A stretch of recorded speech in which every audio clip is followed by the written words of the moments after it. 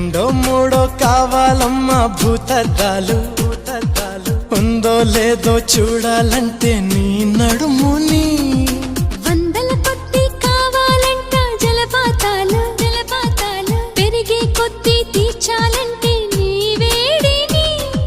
లెక్కకు మించి జరగాలమ్మా మొదటి రాత్రులు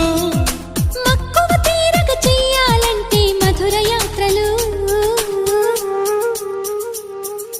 విన్నాను నీ హృదయవాణి